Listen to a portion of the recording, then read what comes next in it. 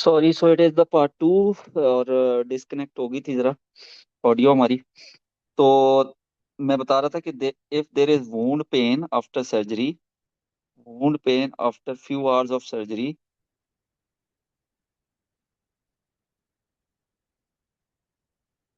Plus high grade fever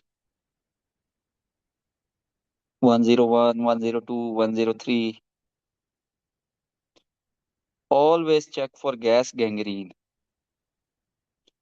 in the wound. ठीक है, wound में गैस गैंग्रीन भी, जैसे मैंने पहले बताया कि 30 to 45 मिनट्स में बैक्टीरीमिया हो सकता है। तो डेफिनेटली अगर बैक्टीरिया वहां पहुंच गया तो वो गैंग्रीन भी कर सकता है, जो गैंग्रीन करने वाले बैक्टीरिया हैं। ठीक है। So this is very important aspect. ठीक है।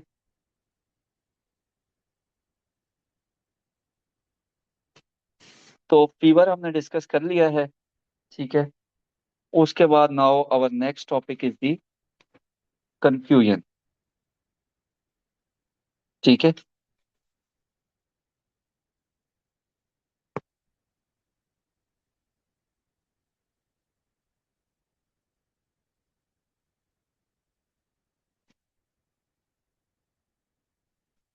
ओके। कंफ्यूजन के डिफरेंट कॉजेज हैं। B is confusion.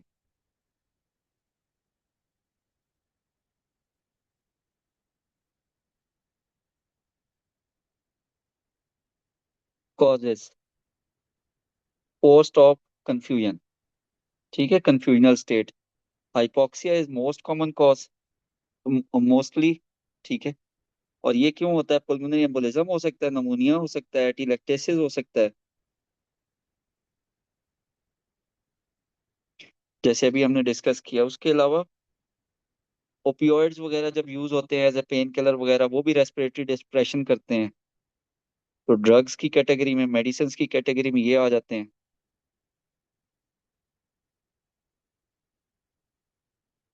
Infection, sepsis, it can also cause confusional state.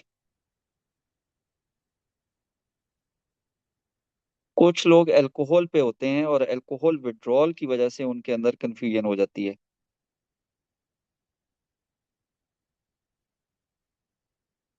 Stroke हो सकता है पेशेंट को। हाइपोक्सिया एमआई की वजह से भी हो सकता है। पेरी ऑपरेटिव एमआई जो होता है, या ऑपरेशन के दौरान एमआई हो सकता है हाइपोटेंशन की वजह से। ठीक है। एंड देन वी हैव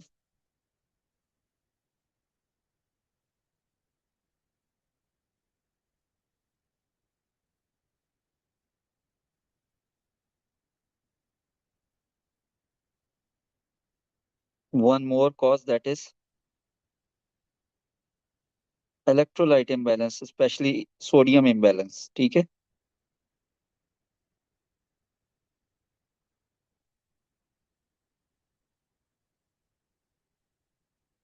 तो कंफ्यूजन के आपके ये कॉजेज डिफरेंट हो सकते हैं ड्यूरिंग दी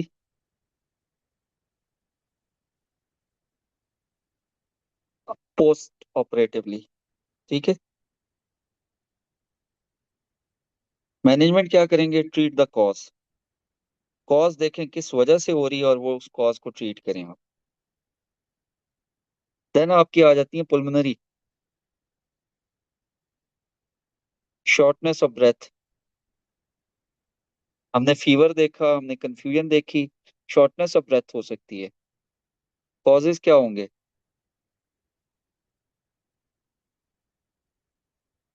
निमोनिया, एटीलेक्टेसिस, बार बार यही कॉजेज हैं। पुल्मोनरी एम्बोलिज्म, न्यूमोथोरैक्स हो सकता है। स्पेशली मिसाल के तौर पे आपने न्यूरो सर्जिकल पेशेंट था, उसके ब्रेन का ऑपरेशन किया है, उसके बाद उसको वेंट पे अक्सर रखना पड़ता है। उससे भी न्यूमोथोरैक्स हो सकता है, ऑपरेटिवली भी हो सकता है, ऑपरेशन की वजह से भी हो सकता है। लेफ्ट वेंट्रिकुलर फेलियर हो सकता है, इसकी वजह से भी आपको शॉर्टनेस ऑफ ब्रेथ हो सकती है। फ्लूइड ओवरलोड, या एमआई की वजह से। ठीक है, ये कॉजेज डिफरेंट आपके शॉर्टनेस ऑफ ब्रेथ के होते हैं। तो ये इसके अंडर फॉल करते हैं सारे कॉजेज। टेस्ट क्या कराएंगे आप? वही स्पायरो पुल्मोनरी फंक्शन टेस्ट आप करा सकते हैं, pulse oximetry, ECG, x-ray, ABGs, arterial gases. ठीक है, पेशेंट को अपराइट में बिठाएं, ऑक्सीजन दें उसको, अंडरलाइंग कॉज को ट्रीट करें, जो कॉज है उसी को ट्रीट करना पड़ेगा।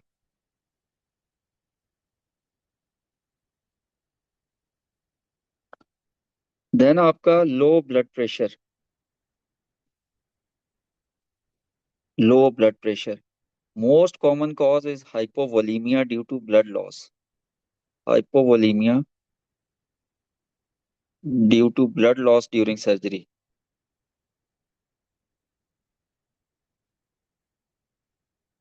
और यही हाइपोवोलीमिया, हाइपोटेंशन जो है आपको, और ब्लड लॉस, इफ कोरोनरी जो आर्टरीज हैं, जो ब्लड हार्ट की सप्लाई है वो डिस्टर्ब होती है तो एमआई भी हो सकता है।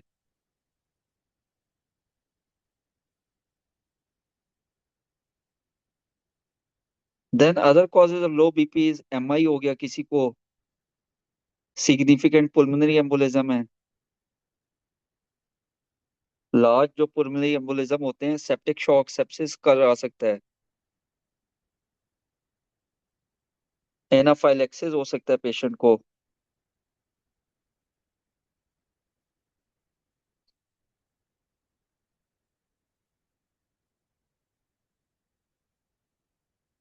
ठीक है, इस पे मैयर्स कुछ आपको लेने पड़ेंगे, जाहिर बात है। लेग साइड को रेज करें थोड़ा सा। ठीक है,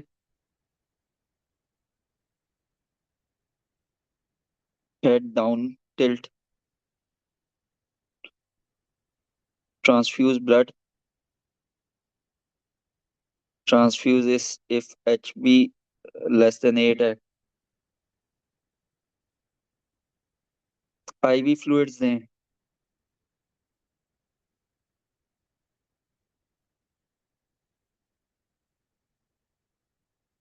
ड्रेन्स को देखें कि ड्रेन्स में से ज्यादा लीकेज तो नहीं हो रही।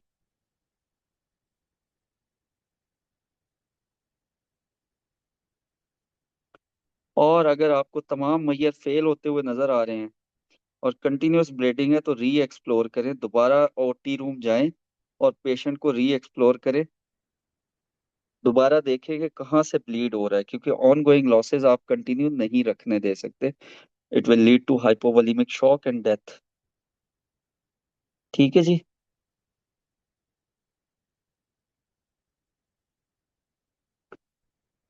अच्छा, अब आपकी कुछ कॉम्प्लिकेशंस होती हैं हाई ब्लड प्रेशर की भी। अभी हमने लो बीपी डिस्कस किया, कभी कभी हाई ब्लड प्रेशर हो जाता है।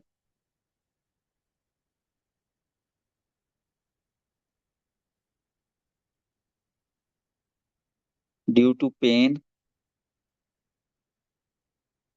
Due to urinary retention can also lead to this.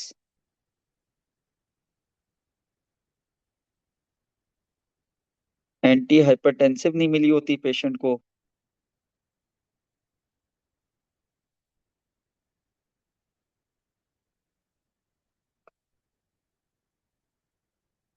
Pre op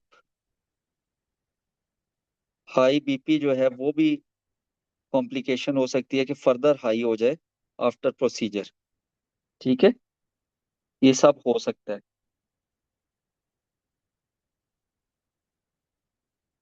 तो आप मैनेज कैसे करेंगे? पेन रिलीफ करेंगे, यूरिनरी रिटेंशन को ठीक करेंगे, उस इन तमाम मैयर से भी बेहतर हो जाएगा। अपनी मेडिसिन वापस शुरू करें। जब कॉज आपको पता तो ट्रीट भी आप कर लेंगे। एंटी हाइपरटेंसिव डोज मिस हुई है तो वो दोबारा शुरू करें। ठीक है, उसके अलावा अगर फिर भी नहीं कंट्रोल हो रहा तो give IV labetalol if not contraindicated. ठीक है जी। देन आपकी ABCDEF। अच्छा जी।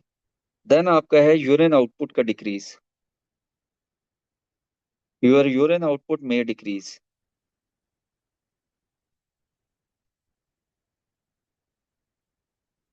ऑप्टिमल जो आपका यूरिन आउटपुट है, optimal urine output that should be more than 30 ml per hour for adults. ये सर्जरी के लिए है कि इतना जरूर होना चाहिए। 0.5 ml पर केजी पर आवर। ठीक है, ये दूसरी, ये तरीका भी है। तो कॉजेज क्या हो सकते हैं? कॉजेज आपने पहले ही हमने देख ली हैं। Pre renal, like hypovolaemia due to blood loss. इसकी वजह से अगर है तो 250 फ्लूइड चैलेंज दें फौरन। 250 to 500 ml इन 30 मिनट्स, फौरन दें, रिस्पॉन्स देखें। बाकी हाइपोवोलिमिक शॉक, हेमरेजिक शॉक, ये कंप्लीट डिटेल में ऑलरेडी सेपरेट लेक्चर में मैं सर्जरी में आपको पढ़ाया हुआ है। ठीक है, तो वो भी आप दोबारा इसके साथ देख सकते हैं।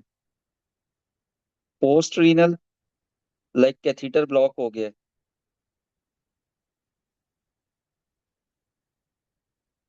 या आपका सर्जरी उसी साइड की थी, यानी यूरोजेनिटल सर्जरी थी, वहां पे थ्रोम्बस फॉर्मेशन हो गई है।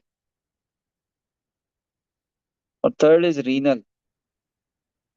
रीनल कॉजेज भी हो सकते हैं। ठीक है, तो नेफ्रोटॉक्सिक ड्रग्स हो सकता है आपने दी हो इस दौरान, एनसेड्स बहुत ज्यादा दिए हो पेन को रिलीव करने के लिए। ठीक है, तो ऐसे केसेस में आप अवॉइड करेंगे नेफ्रोटॉक्सिक ड्रग्स। ठीक है।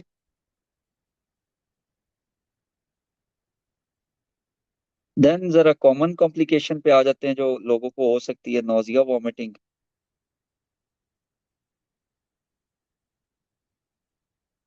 कॉजेज क्या होंगे? ओपियोइड्स आपने दिए होंगे, हो सकता है।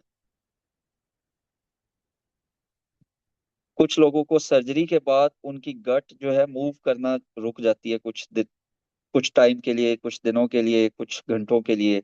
तो आइलियस हो सकता है, यानी गट पेरिस्टालसिस रुक गई है, इंटेस्टाइनल ऑब्स्ट्रक्शन हो गई है, बॉवल ऑब्स्ट्रक्शन। ठीक है, कोई इलेक्ट्रोलाइट इम्बैलेंस है, उसकी वजह से भी आइलियस हो सकती है। स्पेशली पोटेशियम का बहुत मेजर रोल है इसमें। ठीक है, तो आप क्या देंगे? एंटी एमेटिक्स देंगे।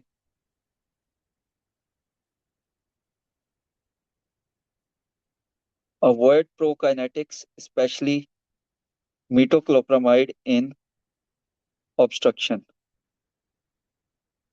ठीक है, आप उसको ऑनडेंसिट्रोन वगैरह दे देना। ठीक है, एज ए एंटीमेटिक ऐसे पेशेंट्स को। देन आपकी एक और कॉम्प्लिकेशन है, that is the low sodium.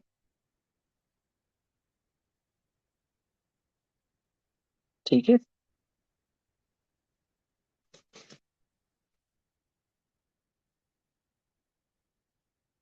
Low sodium can be due to the excess IV fluids देने की वजह से भी हो सकता है। SIADH डेवलप हो सकता है, उसकी वजह से होता है। ठीक है, तो स्लोली आप इसको करेक्ट करते हैं। अच्छा जी, देन आपकी आ जाती है हेमरेज।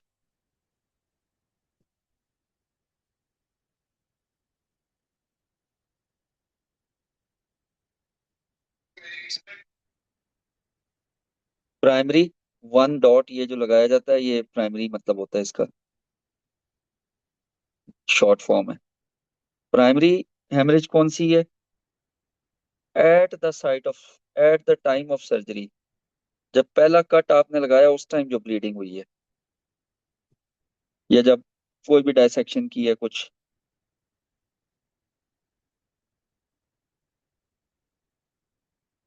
रिएक्शनरी होती है, दरमियान में एक रिएक्शनरी भी होती है।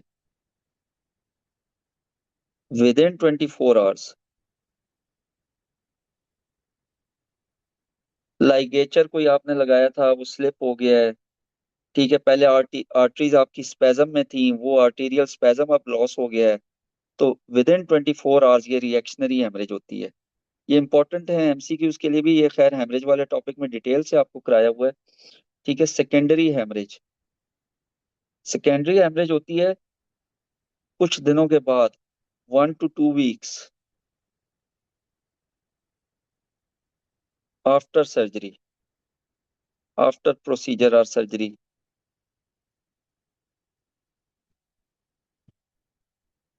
और ये यूजुअली होती है इन्फेक्शन की वजह से, इन्फेक्शन या sloughing of vessel wall. Sloughing of vessel wall, WALL, wall. ठीक है जी। ये आपके डिफरेंट कॉजेज हो सकते हैं इसके। ठीक है।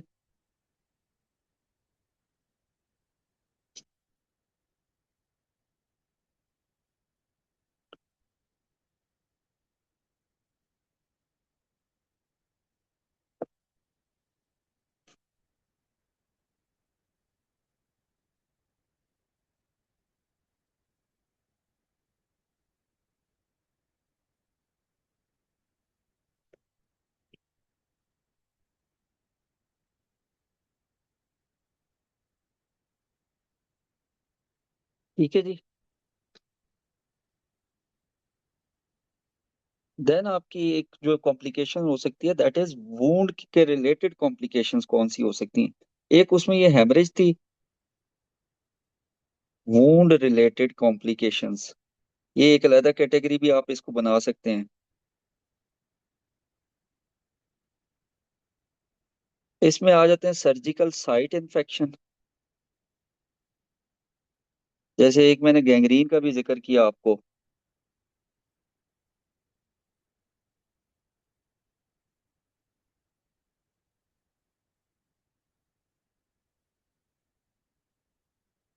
ठीक है, अब ये सर्जिकल साइट पे जो इन्फेक्शन होता है ना, ये डिफरेंट सर्जरीज में डिफरेंट होता है, डिपेंड करता है कितना क्लीन वूंड था, कितना डर्टी वूंड था। ठीक है, न्यूट्रिशन पेशेंट की कैसी है, डायबिटिक तो नहीं है, एनीमिक तो नहीं था, यूरीमिया तो नहीं है पेशेंट को, उस पे उसकी इन्फेक्शन का सारे का सारा डिपेंडेंट होता है। ठीक है। तो इसको आपने करना क्या होता है कि आपने incision and drainage, drainage of पस,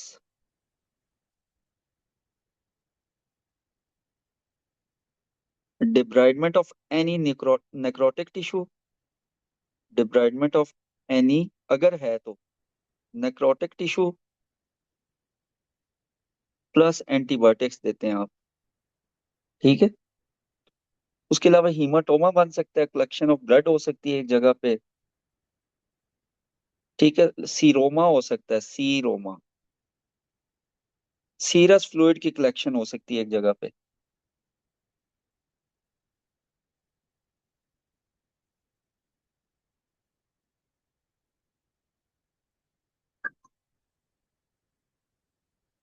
like in case of chest wall के एरिया में हो सकता है, इन केस ऑफ मेस्टेक्टमी। ठीक है। उसके अलावा एक इम्पोर्टेंट और कॉम्प्लिकेशन जो होती है, दैट इज वूंड डेहिसेंस। ये आपको अक्सर आ भी जाती है और आपको फिर पता ही नहीं होता। वूंड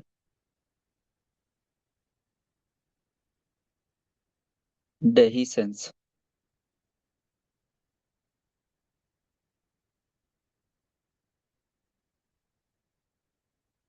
पार्शल और complete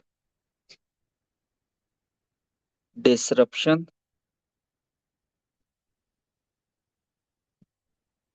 of some or all layers of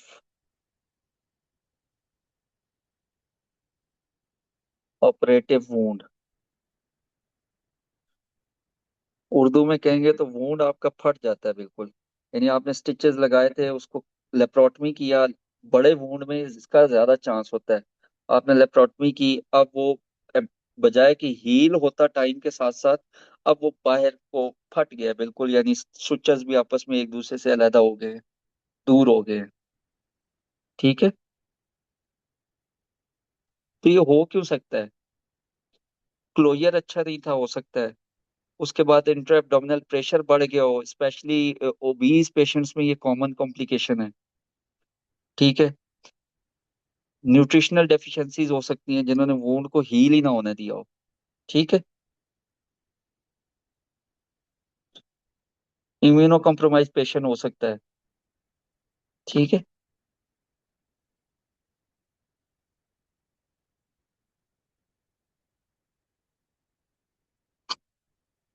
तो ये सारी चीजें आपकी इसमें आ सकती हैं। ठीक है। अच्छा, अब हम देख लेते हैं कि जनरल अप्रोच हमारी क्या होनी चाहिए।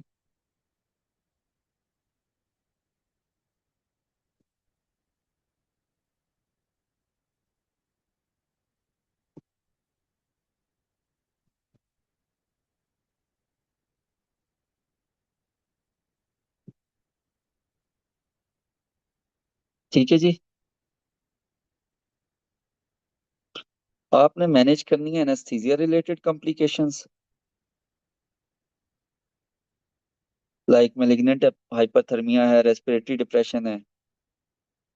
आपने मैनेज करनी है सर्जरी रिलेटेड, लाइक इन्फेक्शन है, वूंड डेहिसेंस है, और फिर कुछ प्रोसीजर स्पेसिफिक भी होती हैं।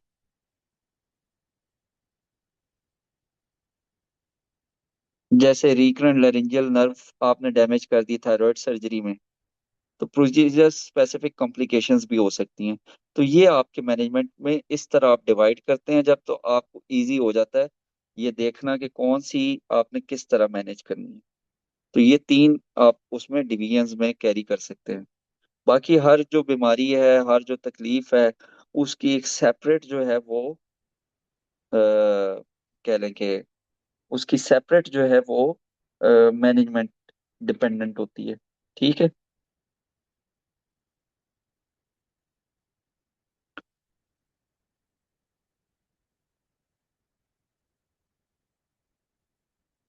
अच्छा जी, देन हम एक डिस्कस कर लेते हैं यहाँ पे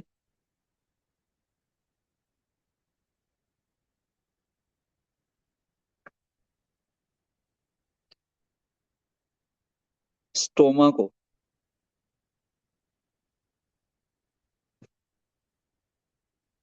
ये आपका एब्डोमेन है, ये आपका अम्लाइकस है। आपने एक सर्जरी की और बाहर पाउच सा ये बना दिया। इसके ऊपर अब ये आप, ये स्टोमा कहलाएगा। इसके ऊपर अब ये एक बैग सा आप अटैच कर देंगे जिसके अंदर ये फ्लूइड कलेक्ट होता रहेगा। ठीक है। ये आप जाहिर बात है सर्जरी में टॉपिक्स में डिटेल में पढ़ेंगे।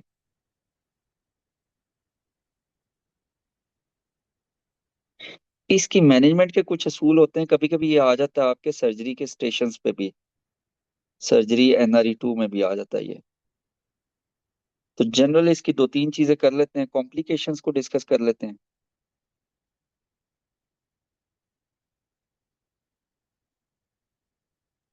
ठीक है। कॉम्प्लिकेशंस में आती हैं अर्ली।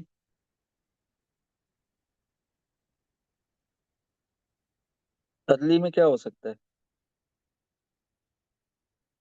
आपका स्टोमा जो है वो नेक्रोज हो सकता है। इस्कीमिया, नेक्रोसिस, ब्लैक कलर हो सकता है उसका।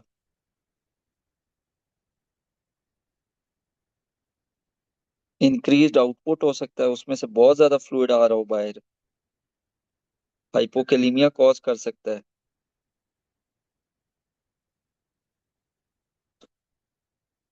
हेमरेज हो सकती है। और लेट कॉम्प्लिकेशंस क्या हैं आपकी?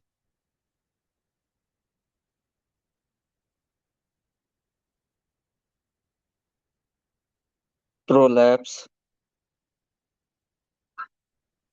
स्टीनोसिस,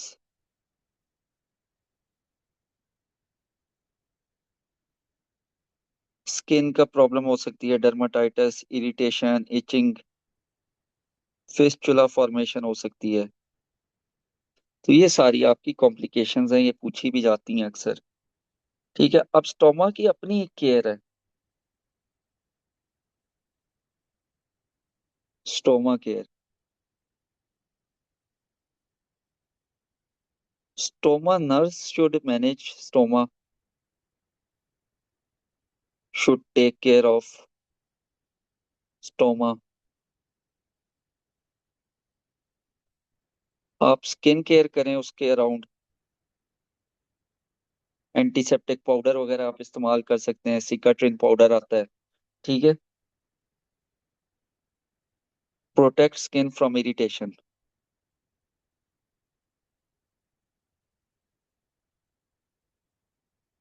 और ये इरिटेशन किस में कॉमन है? अलियोस्टमी में बहुत ज्यादा कॉमन है।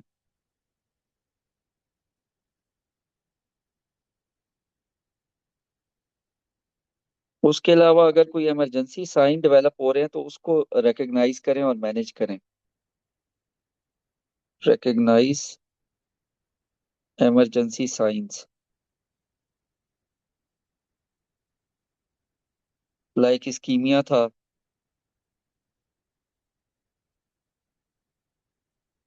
हाई आउटपुट था, या ऑब्स्ट्रक्शन भी आगे आप लिख लें। ठीक है।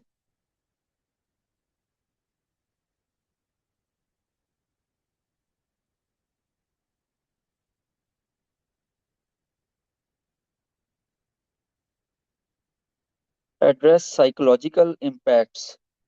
देखें उस पेशेंट के को ये खतरा भी हो सकता है कि उसके इर्द गिर्द से स्मेल आएगी।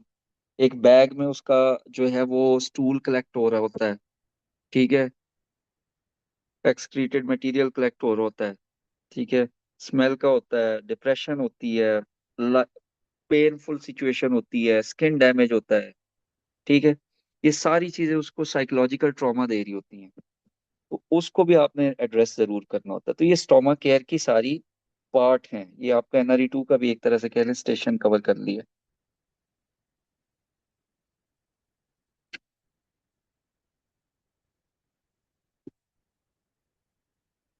DVT का है अगर रिस्क पोस्ट ऑप कॉम्प्लिकेशंस में। ठीक है। 65% केसेस में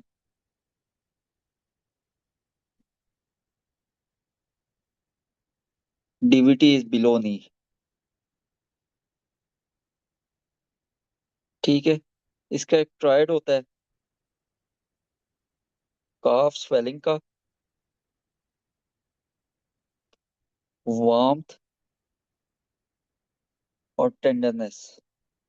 माइल्ड टेंडरनेस हो सकती है। ठीक है।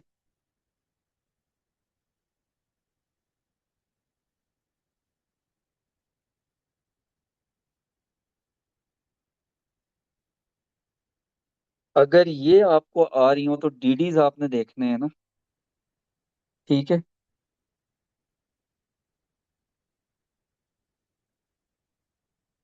वार्मथ हो, टेंडरनेस हो और काफ स्वेलिंग हुई हुई है। ठीक है। रेडनेस है, टेंडरनेस, रेडनेस। तो ये सेलुलाइटिस है। तो ये आपके DVT के उसमें आ रहा होता है, DDs में। तो डीवीटी के DDs को भी आपने देखना है। उसके अलावा एसएस वेल स्कोर, ये नहीं DVT का आपको पता हो, उसके DDs का पता हो और वेल स्कोर का पता हो। वेल स्कोर खुद देख लीजिएगा, ये पुल्मोनरी एम्बोलिज्म और DVT में दोनों में चेक किया जाता है।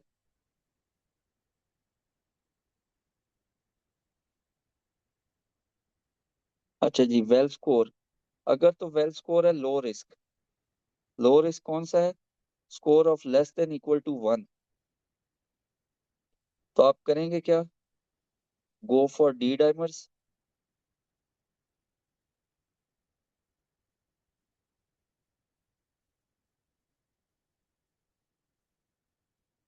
If high then do ultrasound.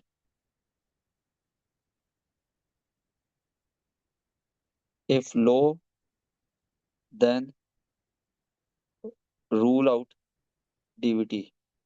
यानी अगर लो हुआ है तो ये रूल आउट कर देता है DVT को, यानी DVT नहीं है पेशेंट को। वेल स्कोर का लो रिस्क। ठीक है। और नेगेटिव डी डाइमर्स, दे रूल आउट DVT। और कोई इन्वेस्टिगेशन की फर्दर जरूरत ही नहीं है आपको। अच्छा जी, आगे आप आ जाते हैं। If high risk, greater than 2 score है, तो फिर आपने क्या करना है? ठीक है।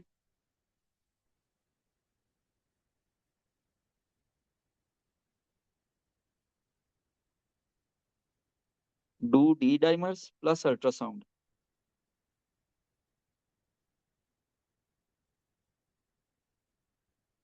If both negative, then it rules out DVT. और अगर अल्ट्रासाउंड पॉजिटिव हुआ मिसाल के तौर पे, ठीक है, या डी डाइमर्स पॉजिटिव हुए या अल्ट्रासाउंड पॉजिटिव हुआ, तो आपने अगर तो डी डाइमर्स पॉजिटिव है तो फिर आप फर्दर इन्वेस्टिगेशंस करोगे। और अगर अल्ट्रासाउंड ही पॉजिटिव आ जाता है, डी डाइमर बेशक नेगेटिव भी हो लेकिन अल्ट्रासाउंड पॉजिटिव है और पेशेंट हाई रिस्क है, तो आप इसको एज ए डीवीटी ट्रीट करोगे पेशेंट को। ठीक है।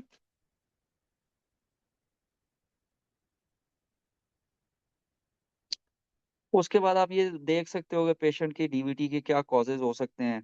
कोई मेलिग्नेंसी तो नहीं थी उस पेशेंट को, ठीक है, उसका कोई थ्रोम्बोफिलिया तो नहीं था पहले से डीवीटी का, वो तो नहीं था कि उसको ऐसा पेशेंट जो है वो पहले से डीवीटी उसकी प्रेसिपिटेट हुई हो। दूसरा एक important point, any patient more than 4 days after surgery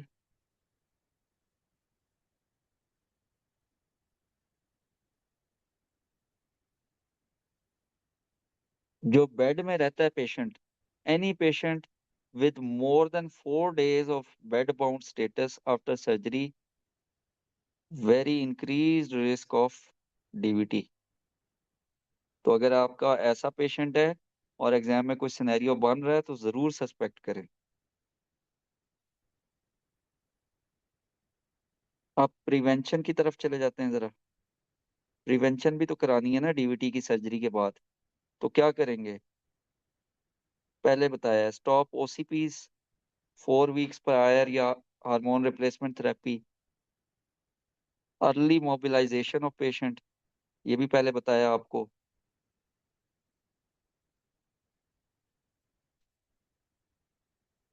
उसके अलावा आपको कहा था कि मैकेनिकल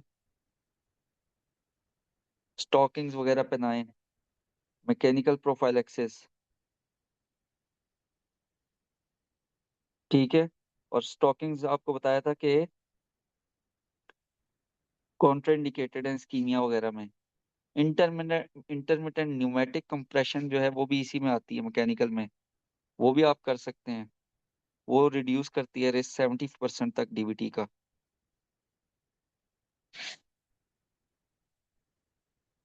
देन आप फार्माकोलॉजिकल मेथड्स की तरफ चले जाते हैं।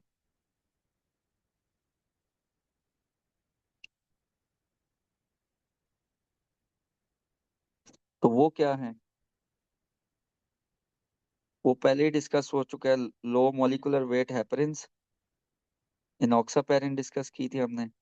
प्लस आप दे सकते हैं फोंडा पेरिनक्स। फोंडा पेरिनक्स इसका भी आपके पास है कि आप ये दे सकते हैं। प्रोफाइलेक्टिक में ये डोजेज डिस्कस हो रही हैं। Prevention prophylaxis. ठीक है। अब आपके पास एक पेशेंट को आ गया डीवीटी, तो how to treat that patient. Treatment of DVT.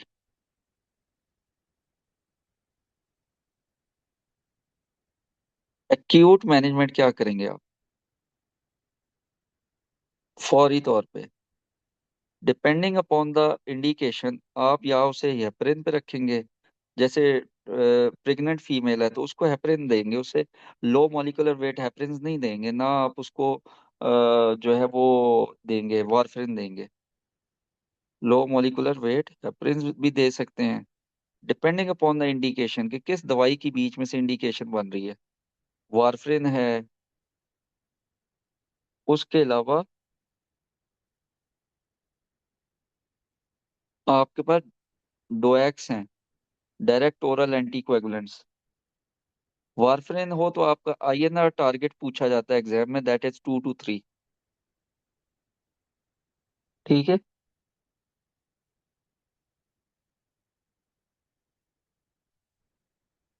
DOACs are preferred due to ease of use. Contraindicated in pregnancy. ठीक है जी। ये एक्यूट मैनेजमेंट में इनमें से ऑप्शंस जिसकी भी इंडिकेशन बनती होगी वो आप यूज करेंगे। अब अगला सवाल आता है कि ड्यूरेशन कितनी रखनी है।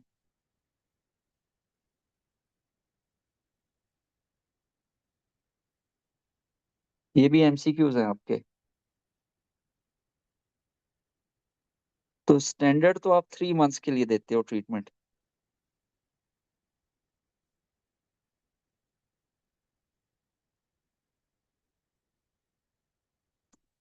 कैंसर रिलेटेड डीबीटी हो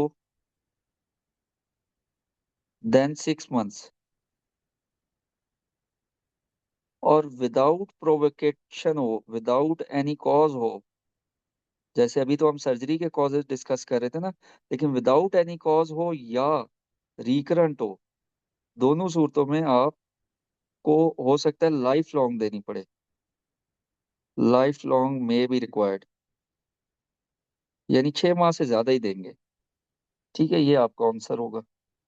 इसके अलावा डीवीटी प्रोफाइलेक्सिस में अगर इस तरह का कोई पेशेंट आ जाता है आपको, तो और अगर आप ये दवाइयां दे ही नहीं सकते, उसकी कंडीशन ही ऐसी है कि कोई भी दवाई नहीं दे सकते, तो आप आईवीसी फिल्टर एटलीस्ट दे देंगे ताकि उसको पुल्मोनरी एम्बोलिज्म से बचाया जा सके।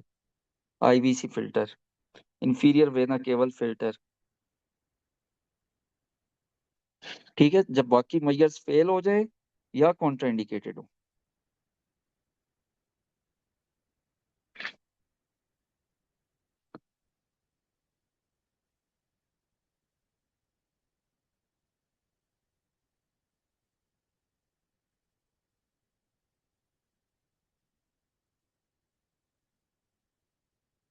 ठीक है जी, सर्जरी के साथ एक आखिरी चीज जो ज्यादा इंपॉर्टेंट आपकी एसोसिएटेड है, रीफीडिंग सिंड्रोम ऑफ, ये बल्कि आपने सर्जरी के बाद पोस्ट,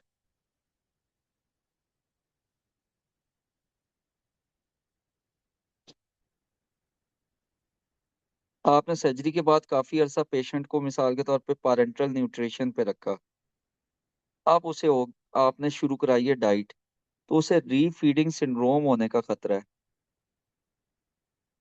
ये लाइफ थ्रेटनिंग होता है।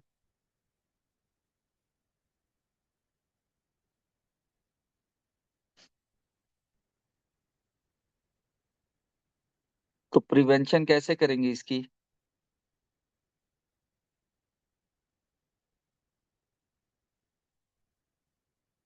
स्लो फीडिंग स्टार्ट करें।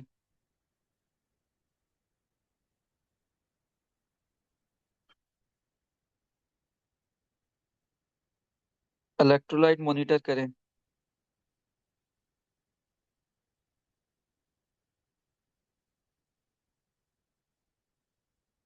थायामीन दें।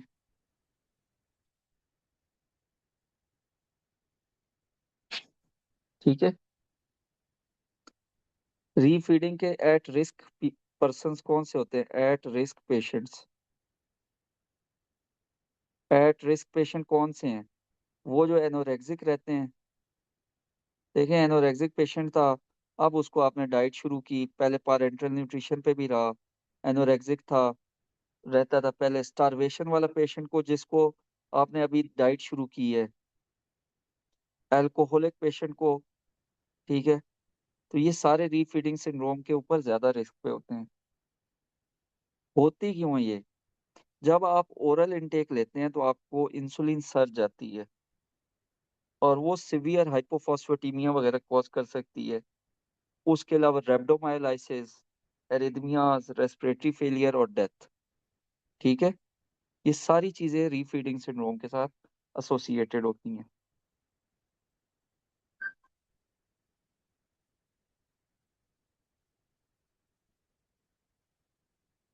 ठीक है, so these are the complications. बहुत डिटेल में हमने प्री ऑप, पोस्ट ऑप और जो है वो pre op assessment, pre op patient को रेडी करना और पोस्ट ऑप कॉम्प्लिकेशंस पे बहुत डिटेल में डिस्कशन की है। आई होप कि इंशाल्लाह ताला आपके तमाम तर जो क्वेश्चंस हैं एग्जाम में इससे रिलेटेड, इस टॉपिक से रिलेटेड, वो कवर हो जाएंगे।